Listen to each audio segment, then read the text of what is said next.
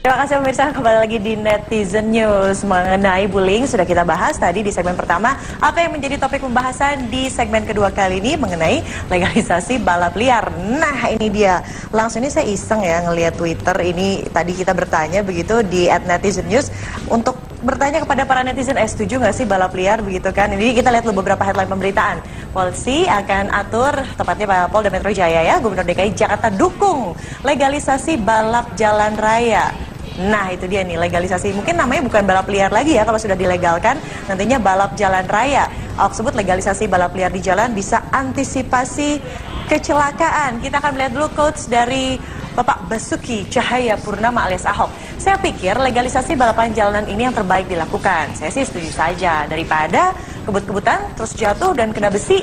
Makanya kan lebih baik kamu dikasih karet, ada penahan, dan kamu juga mesti pakai helm. Jadi tentunya ada regulasi pengamanan yang akan ditetapkan atau standar pengamanan nanti bekerja sama dengan Pemprov dan juga pihak kepolisian tentunya. Ini saya iseng dari tadi ya, liatin respon dari para netizen. Kita akan lihat dulu siapa yang bakal tanggung jawab kalau ada tindakan anarkis. Legalisasi balap liar di Jakarta bakal jadi sarang judi. @Hamzah, terima kasih sudah bergabung. Pak Ahok usulkan legalisasi balap liar. Kalau legal berarti nggak liar lagi dong Pak. Nah itu kan tadi juga saya bilang gitu. Kalau sudah legal berarti judulnya sudah tidak liar lagi ya. Nah ini dia, legalisasi balap liar murni balap liar. Minus taruhan, yakin. Ada taruhan berarti legalisasi judi juga. Iya nggak sih? Oke juga ya, benar. Mama Gaul 1204, terima kasih atas komentarnya. Ini juga ada yang mengatakan bahwa harusnya sih jangan dilegalisasi begitu kan. Jadi katanya mengurangi adrenalin rush. Oke, itu dari sisi pembalap kayaknya ya. Legalisasi balap liar sih bagus, tapi jangan terlalu berharap bakal menghasilkan pembalap yang berkualitas. Balap liar kok ilegal, namanya aja liar. Oke, terima kasih sudah Kak Toyib. Aduh namanya Kak Toyib. Nah, balapan liar ini adalah suatu ajang beradu kecepatan kendaraan. Kita sudah sering melihat ya, terutama di akhir pekan begitu. Nah, ini ada beberapa alasan melakukan balap liar. Keinginan untuk menunjukkan dirinya dan mendapatkan perhatian. Makanya yang biasa melakukan balap liar ini kebanyakan adalah remaja. Kesenangan dan juga hobi. Nggak bisa rental sirkuit di Sentul mahal. Akhirnya balap liar begitu. Lalu ada juga kurangnya pengetahuan tentang peraturan yang berlaku. Nah, ini juga mungkin yang harus disosialisasikan. Bentuk sosialisasinya nanti dicari formulanya yang tepat seperti apa supaya anak-anak tanggung nih, para pelaku balap liar ini bisa paham. Ini juga melihat dari media, ya kali medianya mah MotoGP judulnya ya. Tidak ada fasilitas sirkuit untuk balapan. Nah akhirnya faktor situasional juga yang membuat mereka melakukan balap liar. Keterikatan emosional yang kuat dengan teman kelompoknya, kalau nggak ikutan balap liar nggak diakuin ketua geng atau anggota gengnya begitu.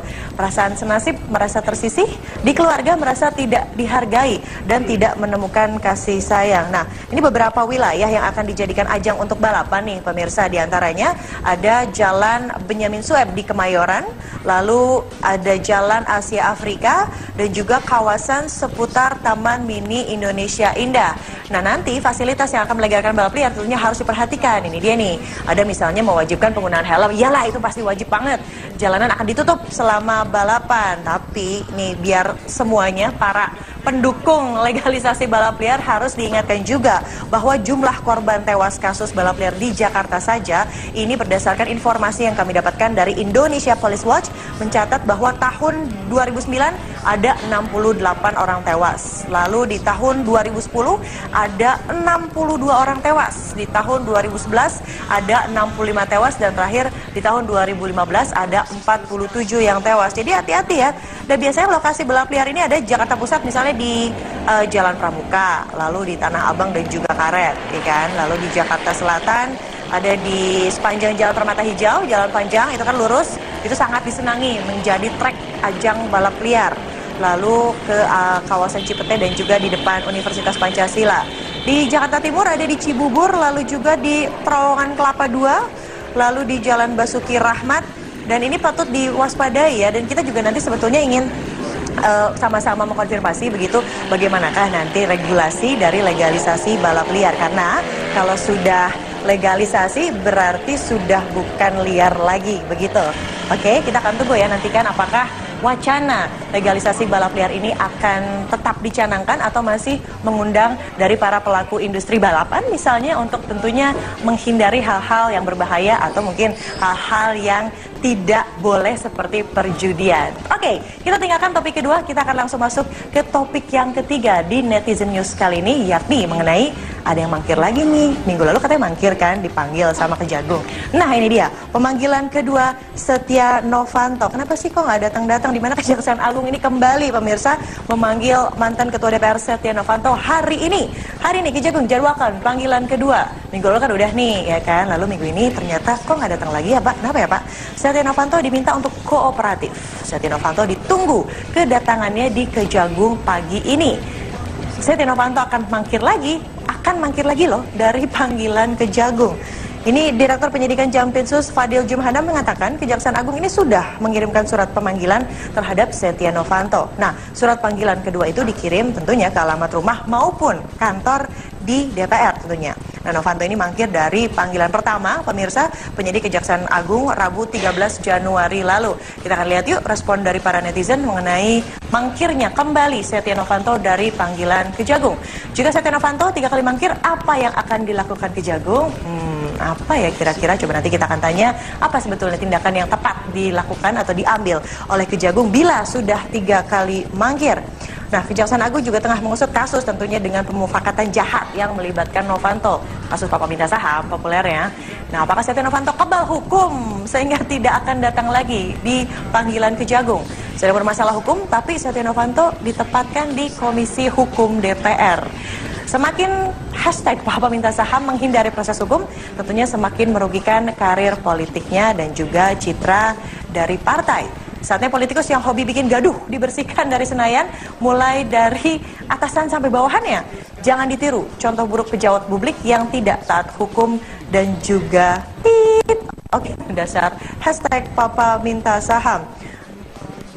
Nah, pemirsa, kita akan membahasnya lebih lanjut lagi mengenai kasus Papa Minta Saham dengan ahli hukum tata negara Refli Harun. Namun, selepas jeda pariwara berikut ini, untuk itu tetaplah bersama kami di Netizen News.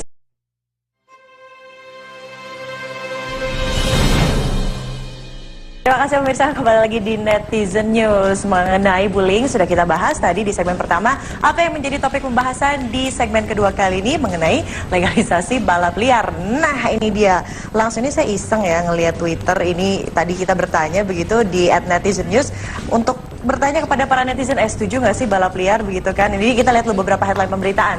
Polisi akan atur, tepatnya Pak Polda Metro Jaya ya, Gubernur DKI Jakarta dukung legalisasi balap jalan raya.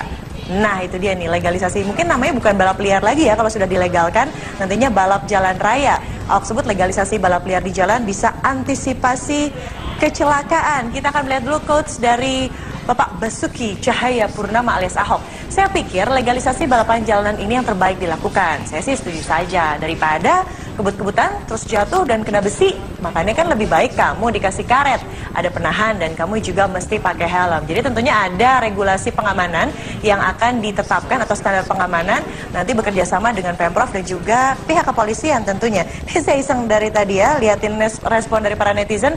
Kita akan lihat dulu siapa yang bakal tanggung jawab. Kan dipanggil sama Kejagung. Nah ini dia, pemanggilan kedua Setia Novanto. Kenapa sih kok nggak datang-datang? Dimana Kejaksaan Agung ini kembali pemirsa memanggil mantan Ketua DPR Setia Novanto hari ini. Hari ini Kejagung jadwalkan panggilan kedua. Minggu lalu kan udah nih ya kan, lalu minggu ini ternyata kok nggak datang lagi ya Pak? Kenapa ya Pak? Setia Novanto diminta untuk kooperatif. Setia Novanto ditunggu kedatangannya di Kejagung pagi ini. Setia Novanto akan mangkir lagi loh dari panggilan Kejagung. Ini Direktur Penyidikan Jampitsus Fadil Jumhana mengatakan Kejaksaan Agung ini sudah mengirimkan surat pemanggilan terhadap Setia Novanto. Nah, surat panggilan kedua itu dikirim tentunya ke alamat rumah maupun kantor di DPR tentunya. Nah, Novanto ini mangkir dari panggilan pertama, pemirsa, penyidik Kejaksaan Agung Rabu 13 Januari lalu. Kita akan lihat yuk respon dari para netizen mengenai mangkirnya kembali Setia Novanto dari panggilan Kejagung. Jika Setia Novanto 3 kali mangkir, apa yang akan dilakukan Kejagung? Apa ya kira-kira? Coba nanti kita akan tanya apa sebetulnya tindakan yang tepat dilakukan atau diambil oleh Kejagung bila sudah 3 kali mangkir. Nah, Kejaksaan Agung juga tengah mengusut kasus tentunya dengan pemufakatan jahat yang melibatkan Novanto. Kasus Papa Minta Saham populernya. Stasinya nanti dicari formulanya yang tepat seperti apa supaya anak-anak tanggung nih para pelaku balap liar ini bisa paham. Ini juga melihat dari media, ya kali medianya mah MotoGP judulnya ya. Tidak ada fasilitas sirkuit untuk balapan. Nah, akhirnya faktor situasional juga yang membuat mereka melakukan balap liar. Keterikatan emosional yang kuat dengan teman kelompoknya, kalau nggak ikutan balap liar nggak diakuin ketua geng atau anggota gengnya, begitu. Perasaan senasib, merasa tersisih, di keluarga merasa tidak dihargai dan tidak menemukan kasih sayang. Nah, ini beberapa wilayah yang akan dijadikan ajang untuk balapan nih pemirsa. Di antaranya ada Jalan Benyamin Sueb di Kemayoran, lalu ada Jalan Asia Afrika, dan juga kawasan seputar Taman Mini Indonesia Indah. Nah, nanti fasilitas yang akan melegalkan balap liar tentunya harus diperhatikan. Ini dia nih, ada misalnya mewajibkan penggunaan helm. Iyalah, itu pasti wajib banget. Jalanan akan ditutup selama balapan. Tapi nih, biar semuanya para pendukung legalisasi balap liar harus diingatkan juga bahwa jumlah korban tewas kasus balap liar di Jakarta saja ini berdasarkan informasi yang kami dapatkan dari Indonesia Police Watch mencatat bahwa tahun 2009 ada 68 orang tewas. Lalu di tahun 2010 ada 62 orang tewas. Di tahun 2011 ada 65 tewas dan terakhir di tahun 2015 ada 47 yang tewas. Jadi hati-hati ya. Dan biasanya lokasi balap liar ini ada Jakarta Pusat misalnya di Jalan Pramuka, lalu di Tanah Abang dan juga Karet, ya kan? Lalu di Jakarta Selatan ada di sepanjang Jalan Permata Hijau, jalan panjang itu kan lurus, itu sangat disenangi menjadi trek ajang balap liar. Lalu ke kawasan Cipete dan juga di depan Universitas Pancasila. Di Jakarta Timur ada di Cibubur, lalu juga di Terowongan Kelapa II, lalu di Jalan Basuki Rahmat. Dan ini patut diwaspadai ya, dan kita juga nanti sebetulnya ingin sama-sama mengkonfirmasi begitu bagaimanakah nanti regulasi dari legalisasi balap liar. Karena kalau sudah legalisasi berarti sudah bukan liar lagi, begitu. Oke, kita akan tunggu ya nantikan apakah wacana legalisasi balap liar ini akan tetap dicanangkan atau masih mengundang dari para pelaku industri balapan misalnya untuk tentunya menghindari hal-hal yang berbahaya atau mungkin hal-hal yang tidak boleh seperti perjudian. Oke, kita tinggalkan topik kedua, kita akan langsung masuk ke topik yang ketiga di Netizen News kali ini, yakni mengenai ada yang mangkir lagi nih. Minggu lalu katanya mangkir. Kalau ada tindakan anarkis, legalisasi balap liar di Jakarta bakal jadi sarang judi. @Hamzah, terima kasih sudah bergabung. Pak Ahok usulkan legalisasi balap liar.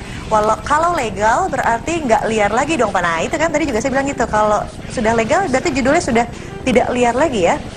Nah ini dia, legalisasi balap liar murni balap liar. Minus taruhan, yakin. Ada taruhan berarti legalisasi judi juga. Iya nggak sih? Oke juga ya benar.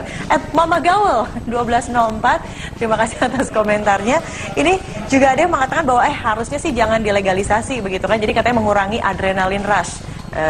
Oke, itu dari sisi pembalap kayaknya ya. Legalisasi balap liar sih bagus, tapi jangan terlalu berharap bakal menghasilkan pembalap yang berkualitas. Balap liar kok ilegal, namanya aja liar. Oke, terima kasih sudah Kak Toyib. Aduh namanya Kak Toyib. Nah, balapan liar ini adalah suatu ajang beradu kecepatan kendaraan. Kita sudah sering melihat ya, terutama di akhir pekan begitu. Nah, ini ada beberapa alasan melakukan balap liar.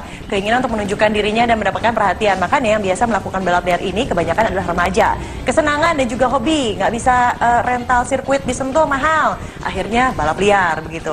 Lalu ada juga kurangnya pengetahuan tentang peraturan yang berlaku. Nah, ini juga mungkin yang harus disosialisasikan. Bentuk sosialisasi